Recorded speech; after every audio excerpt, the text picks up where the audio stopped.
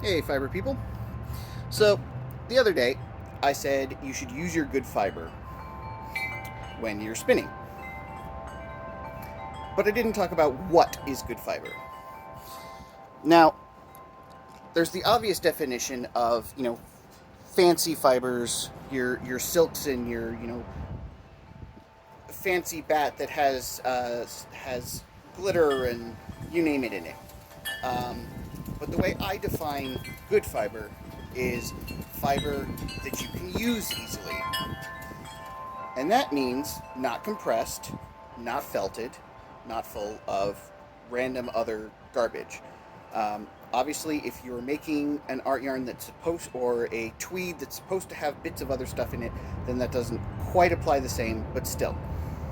If it doesn't draft, it's going to be frustrating. And what does that mean? That means if I take a piece of fiber here and I pinch off a tiny bit and I pull out, it's going to pull out easily.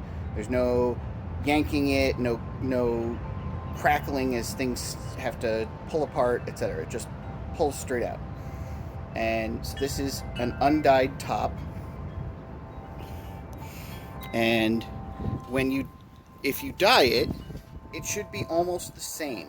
It should still pull out easily. If it doesn't pull out easily, there's something wrong with the fiber. Either it's a little bit felted, it's a little bit too compacted, and there are ways to deal with that, but it's not, as it stands, what I call good fiber.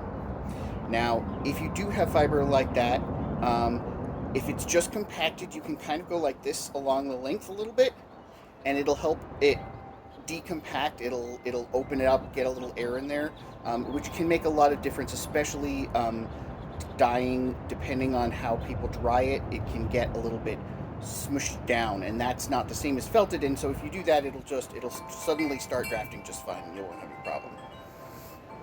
Felting is a whole other deal. If it's actually felted, there is no solution besides maybe, if it's only barely felted, putting it through a carder or something. You can't just fix felting.